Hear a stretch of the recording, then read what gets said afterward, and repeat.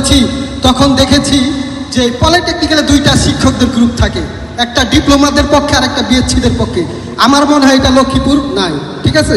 তো যেহেতু পলিটেকনিক তৈরি হয়েছে ডিপ্লোমা ইঞ্জিনিয়ারদের জন্য, আর এই পলিটেকনিক্যালে যারা আসছো সবাই ডিপ্লোমা ইঞ্জিনিয়ারের জন্য আসো, তাই না? এই মেয়েরা আসছে ডিপ্লোমা ইঞ্জিনিয়ার করার জন্য, কেউ ভালো জামাই পাওয়ার জন্য আসে নাই, ডিপ্লোমা ইঞ্জিনিয়ার হওয়ার জন্য আসছে। কুঠা কি আর যোগ্যতা কি সেটা বুঝে না। আমাদের দশম গ্রেড হচ্ছে আমাদের যোগ্যতা, তারা এটাকে বানায় ফেলছে কুঠা, সবই কুঠা। যাই হোক, আমি একজন টিটিসির টিচার। আমরা 3 মাস 6 মাস 4 মাসের ট্রেনিং দিই ছাত্রদের। কি বাইরা? টেকনিশিয়ান, টেকনোলজিস্ট, আর তারা বলে ডিপ্লোমা ইঞ্জিনিয়ার টেকনোলজিস্ট। মানে আমাদের টিটিসি ছাত্র বানায় ফেলছে তোমাদের। এটা কি মাইনা নেওয়ার মতো? তোমরা যদি টেকনিশিয়ান হও, আমাদের টিটিসি ছাত্ররা কি হবে? লেবার, মাটি কাটবে। তা কি এটা কি বাংলাদেশে? এটা হচ্ছে, এইটা কি হইলো? একটা সেটেলমেন্ট ইস্যু নিয়ে বিশাল ঝামেলা পাকাই দিছে ওই কতিপয় বিএসসি ইঞ্জিনিয়ার। এই জায়গায় যারা অনেক বিএসসি ইঞ্জিনিয়ার আছে, আমিও ব্যক্তিগত বিএসসি ইঞ্জিনিয়ার। এই স্যাররা 5ম গ্রেড 4র্থ গ্রেড হোল্ড করে। আজকে তোমাদের পরামর্শ দিতে আছে কাদের অনুষ্ঠানে গিয়ে একটা সেটেলমেন্ট ইস্যু, ডিপ্লোমা ইঞ্জিনিয়ার, তাই না? আমাদের কারিকুলামে কি ডিপ্লোমা ইঞ্জিনিয়ার, আবার আমরা যেই পদে চাকরি করি এটা কি সাব অ্যাসিস্ট্যান্ট ইঞ্জিনিয়ার, আর তারা বলে, আমরা বলে নামের সাথে ইঞ্জিনিয়ার লাগাইতে পারবো না। তা আমাদের কারিকুলাম কি ইঞ্জিনিয়ার স্বীকৃতি দিচ্ছে না?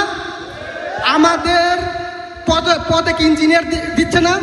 আমাদের অ্যাসিস্ট্যান্ট ইঞ্জিনিয়ার আইডিবির সেক্রেটারি শামসুর রহমান স্যার, তারা কি বলে? ইঞ্জিনিয়ার বলে না। আর আমাদের বলে ইঞ্জিনিয়ার বলা যাবে না। তাই আমি সকল ছাত্রদেরকে বলবো, এখান থেকে যেদিন পাস করবো ফেসবুকে সেদিনকে নাম দিবা ইঞ্জিনিয়ার অমুক ইঞ্জিনিয়ার, রাসেল ইঞ্জিনিয়ার, করিম। আমরা সবাই ইঞ্জিনিয়ার লাগবো। কেন ইঞ্জিনিয়ার হবে না? এইটা বৈষম্য না তোমাদের? আমরা হয়তো একটা সংগঠন করি, ডিপ্লোমা ইঞ্জিনিয়ারদের কল্যাণে কাজ করি, এখানে আইবি দুটো সংগঠনের মেম্বার আছে, কিন্তু আমাদের ছাত্রদের কল্যাণে সকলে আছে। বাংলাদেশকে আজকে পরিচালনা করে ডিপ্লোমা ইঞ্জিনিয়ার। টিচার ছিলাম, 25টা বই লিখেছি ইলেকট্রনিক্স টেকনোলজি, ইলেকট্রিক্যালের উপরে। তো এই টেকনোলজি সম্পর্কে আমার জানা আছে, কারিকুলাম সম্পর্কে জানা আছে। অনেক জুনিয়র ইনস্ট্রাক্টর ভালো পড়ায় না, পিএলসি পড়ায়, তারপর মাইক্রোপ্রসেসর সাবজেক্ট পড়াইতে পারে না, খুব ভালো পড়ায়। তো ঠিক রুটস অ্যান্ড হাইয়ার ইঞ্জিনিয়াররা ভালো কাজ করতেছে। পল্লী বিদ্যুতের ইঞ্জিনিয়াররা না থাকলে বিদ্যুৎ থাকবে? যদি ডিপ্লোমা ইঞ্জিনিয়ার অচল করে দেয়, বাংলাদেশ অচল হয়ে যাবে। বাট কোন বিএসসি ইঞ্জিনিয়ার যদি না থাকে, ইনশাআল্লাহ ডিপ্লোমা ইঞ্জিনিয়ার বাংলাদেশ চালাই দিবে। পারবে না? কারণ বাংলাদেশের যেই প্রকৌশল সেক্টর যতটুকু ডেভেলপমেন্ট, বিএসসি ইঞ্জিনিয়াররা কিছুই করতে পারে। যতটুকু ডেভেলপমেন্ট, অতটুকু ডেভেলপমেন্ট ডিপ্লোমা ইঞ্জিনিয়ার এনাফ। তাদেরকে রিসার্চ করার জন্য আনছে। তারা রিসার্চ করছে, কি করছে তো শুনলেনি? অটোরিকশা। তাহলে যতটুকু ডেভেলপমেন্ট বাংলাদেশের এই টেকনোলজি পরিচালনা করার জন্য ইনশাআল্লাহ ডিপ্লোমা ইঞ্জিনিয়ার চালাইতে পারবে। এই পলিটেকনিক্যালও ডিপ্লোমা ইঞ্জিনিয়ার চালাইতে পারবে।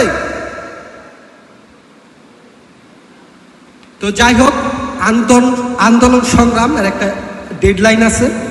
আমাদের কেন্দ্রীয় কমিটি আছে, তারা লক্ষ্মীপুর পলিটেকনিক্যালের যে স্যাররা যেই আন্তরিক, এটা আমাদের বুক ভরে গেছে। আমি আন্দোলন কমিটির সভাপতি হিসাবে আমার বুক ভরে গেছে। তারা তোমাদের সাথে সম্পূর্ণ একাত্মত, কোনো নেগেটিভ আন্দোলন করা যাবে না। তো সকলকে ধন্যবাদ। ডিপ্লোমা ইঞ্জিনিয়ারই দেশ করার কারিগর। ইনশাল্লাহ ডিপ্লোমা ইঞ্জিনিয়ার যেই কটা আন্দোলনে নামছে সব কটা সফল হয়ে আসছে, আমরাও সফল হয়ে আসবে। আর লক্ষ্মীপুর জেলা আইডিবি এবং লক্ষ্মীপুর জেলা সংগ্রাম পরিষদের আহ্বায়ক হিসেবে আমি বলতে চাই, এই দুইটা সংগঠন ডিপ্লোমা ইঞ্জিনিয়ারদের কল্যাণে যে কোনো ধরনের ষড়যন্ত্র, যে কোনো ধরনের অন্যায় সব সময় পলিটেকনিক্যালের ছাত্রদের পাশে আছে।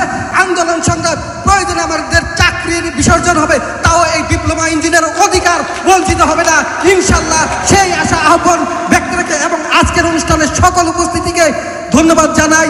আজকের অনুষ্ঠানের সমাপ্তি এখানেই অটোমেটিক্যালি সভাপতি যেটা আমাকে বলছে, অনুষ্ঠানের সমাপ্তি ঘোষণা করছি। সকলকে ধন্যবাদ। আসসালামু আলাইকুম। ধন্যবাদ।